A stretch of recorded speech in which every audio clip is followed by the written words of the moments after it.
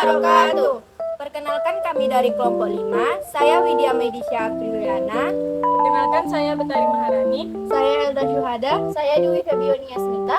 Baiklah, kami di sini akan membahas materi tentang konsep dasar ekonomi dalam pembelajaran SD. Baik, saya akan menjelaskan materi yang pertama, yaitu konsep dasar ekonomi. Pada dasarnya ekonomi merupakan kegiatan sosial karena tidak ada manusia yang mampu hidup sendiri dalam memenuhi kebutuhannya. Manusia satu sama lain harus saling bekerja sama. Misalnya untuk memenuhi kebutuhan akan makanan bagi keluarga, ayah mencari uang untuk digunakan oleh ibu untuk belanja bahan makanan di pasar. Kemudian ibu memasaknya untuk disajikan untuk keluarganya. Atau bisa saja rumah tangga tidak memasak tapi membeli makanan siap saji dari penjual-penjual, memproduksi sendiri atau memperoleh dagangan dari produsen. Aktivitas mencari nafkah, belanja, jual beli produksi, serta konsumsi semuanya merupakan aktivitas sosial. Masyarakat terlibat dalam kegiatan ekonomi dalam rangka memenuhi kebutuhan hidup. Selanjutnya, materi konsep dasar ekonomi dalam pembelajaran SD. Banyak orang dewasa yang kesulitan mengelola uang dengan baik karena terlambat mengenalkan konsep ekonomi. Memperkenalkan konsep ekonomi sederhana penting diberikan saat seorang masih kecil. Pendidikan dini tentang ekonomi bisa membuat seseorang lebih terbiasa mengelola uang saat mereka sudah dewasa. Selanjutnya, materi yang ketiga, pengertian ekonomi. Secara etimologi, ekonomi berasal dari bahasa Yunani, yakni ekonomia. Kata ini terdiri dari dua kata, yaitu oikos dan nemein. Oikos adalah rumah tangga, sedangkan nemein adalah mengelola. Maka secara singkat, pengertian dari oikos dan nemein, yaitu ilmu ekonomi adalah ilmu yang mempelajari tentang caranya mengelola rumah tangga. Jadi, ilmu ekonomi merupakan ilmu yang mempelajari tentang cara manusia menentukan pilihan saat melakukan proses produksi dengan sumber daya yang terbatas. Selanjutnya saya akan menjelaskan tentang konsep dasar ekonomi. Konsep dasar ekonomi dalam pembelajaran SD biasanya disampaikan secara sederhana dan mudah dipahami. Beberapa konsep dasar ekonomi yang dapat diajarkan kepada siswa SD. Yang pertama, kebutuhan dan keinginan. Mengajarkan perbedaan antara kebutuhan, barang atau jasa yang diperlukan untuk kelangsungan hidup, dan keinginan barang atau jasa yang diinginkan, tetapi tidak penting untuk kelangsungan hidup. Berdasarkan tingkat kepentingannya, kebutuhan dibagi menjadi 3, yaitu kebutuhan primer, yang kedua kebutuhan dasar, yang ketiga kebutuhan tersier. Kebutuhan primer atau kebutuhan pokok. Kebutuhan primer merupakan tuntunan secara alamiah yang harus terpenuhi. Pada umumnya ada 3 kebutuhan yang dianggap sebagai kebutuhan primer, yaitu sandang, pangan, dan papan. Sandang yaitu pakaian untuk melindungi dari panas dan dingin, meliputi baju dan celana. Selain menjadi kebutuhan dasar, pakaian dibutuhkan untuk melindungi tubuh saat berada di luar rumah. Yang kedua, pangan, makan, yaitu kebutuhan untuk makan dan minum untuk bertahan hidup. Jika tidak dipenuhi, keberlangsungan hidup dapat terancam. Yang ketiga, papan atau rumah, sebagai tempat tinggal dan tempat melindungi diri dari cuaca buruk, terpapar matahari terik, dan bahaya-bahaya lainnya. Selanjutnya, setelah memenuhi kebutuhan dasar, manusia masih memiliki kebutuhan tambahan yang disebut sebagai kebutuhan sekunder.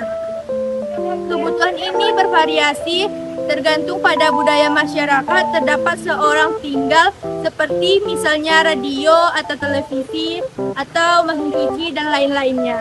Yang ketiga yaitu kebutuhan tersier, adalah kebutuhan yang hanya dapat dipenuhi oleh segelintir orang yang memiliki ekonomi yang tinggi, seperti rumah mewah atau mobil mewah sampai liburan ke luar negeri. Tidak dapat disangka bahwa manusia memiliki beragam kebutuhan, mulai dari yang sangat penting hingga yang kurang penting, yang dibagi menjadi kebutuhan primer hingga kebutuhan tersier. Mengemukakan Haji H. Gosen teorinya bahwa konsumen akan mencapai tingkat optimal dalam konsumsinya. Selanjutnya, sumber daya alam. Manusia membutuhkan sumber daya alam untuk diolah dan dimanfaatkan dalam mempertahankan kehidupannya. Namun terkadang kita berlebihan dalam mengeksploitasi sumber daya alam sehingga keseimbangan lingkungan mengalami gangguan. Masyarakat memanfaatkan sumber daya alam dengan teknologinya.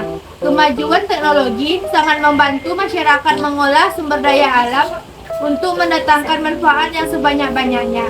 Dalam pemanfaatan sumber daya alam, diperlukan cara penggunaan teknologi yang tepat dan ekonomis agar hasilnya sesuai dengan yang diharapkan dan tidak mengganggu lingkungan. Sumber daya merupakan kekayaan alam yang diciptakan oleh Tuhan untuk kesejahteraan manusia. Semua yang ada di alam ini merupakan sumber daya alam yang sangat dibutuhkan oleh masyarakat. Pada dasarnya, sumber daya alam terbagi dua, yaitu sumber daya alam yang dapat diperbaharui dan sumber alam yang tidak dapat diperbaharui. Berikut perbedaannya. Yang pertama, sumber daya alam yang dapat diperbaharui, yaitu meliputi air, tanah, flora, dan fauna.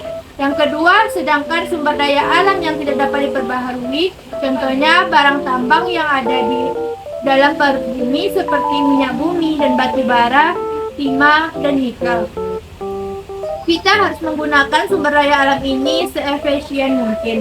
Hal ini disebabkan sumber daya ini baru akan terbentuk kembali setelah jutaan tahun kemudian. Sumber daya alam dan kehidupan manusia memiliki ketergantungan yang sangat erat. Kehidupan manusia tidak akan berjalan tanpa air, udara, dan hasil hutan. Sumber daya alam lainnya.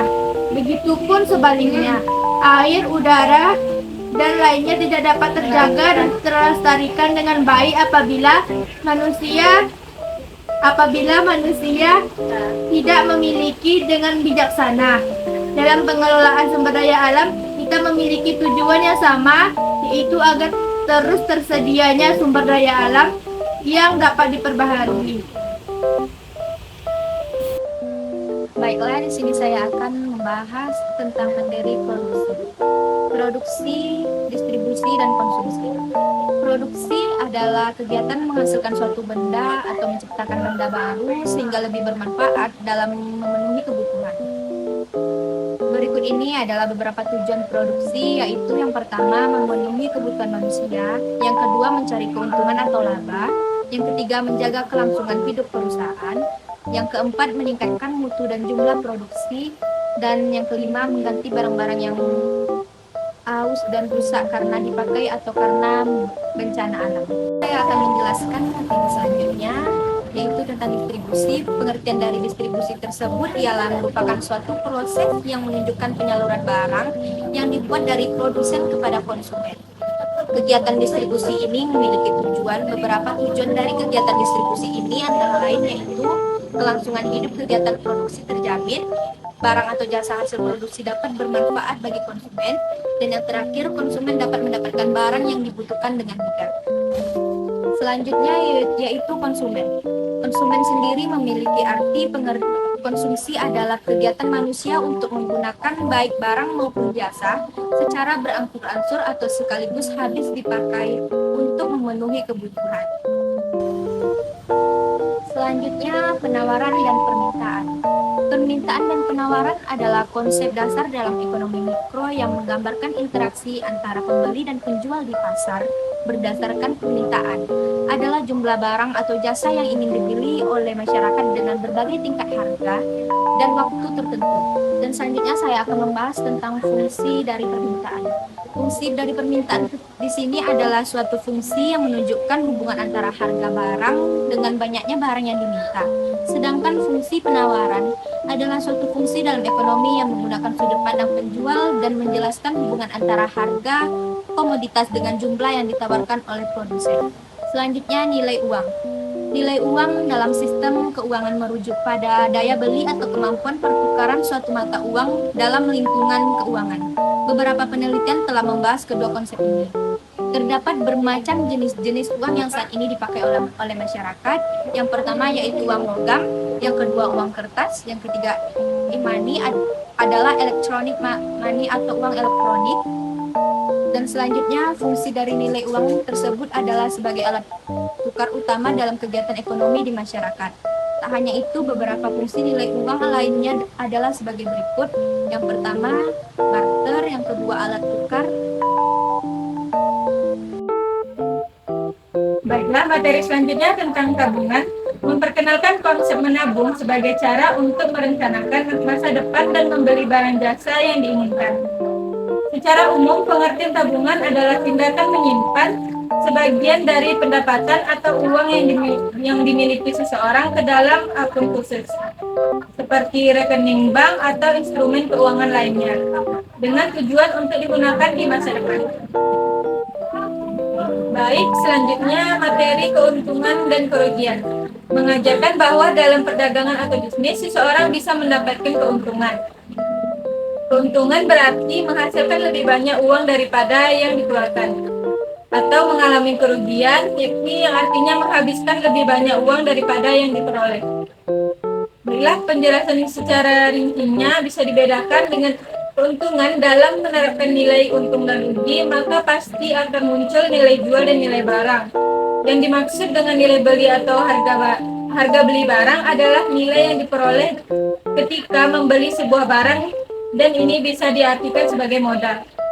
Sedangkan kerugian adalah hal sebaliknya, ketika terjadinya sebuah produk dikatakan merugi.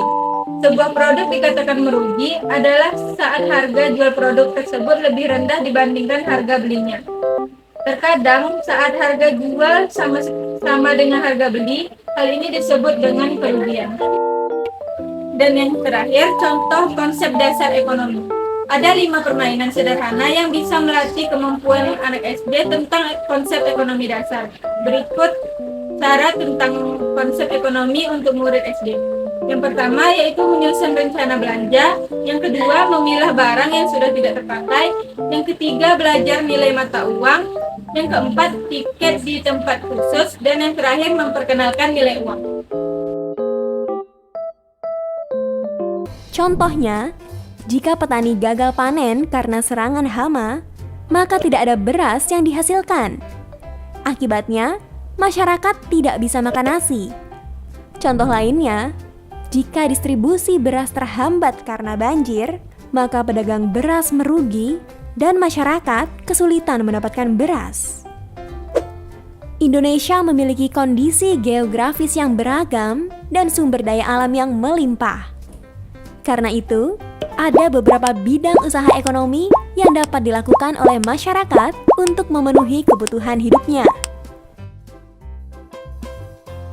Pertama, bidang pertanian, yaitu usaha mengelola lahan untuk tanaman pangan. Hasilnya berupa beras dan jagung. Kedua, bidang perkebunan, yaitu usaha mengelola lahan untuk komoditas tertentu. Contohnya, perkebunan sawit dan kopi. Ketiga, bidang kehutanan, yaitu usaha mengelola hutan untuk menghasilkan bahan baku kayu dan rotan. Kayu tersebut nantinya dapat diolah menjadi kertas, perabotan, dan bahan bangunan. Keempat, bidang peternakan, yaitu usaha budidaya hewan seperti sapi, kambing, dan unggas. Hasilnya berupa daging, telur, atau susu.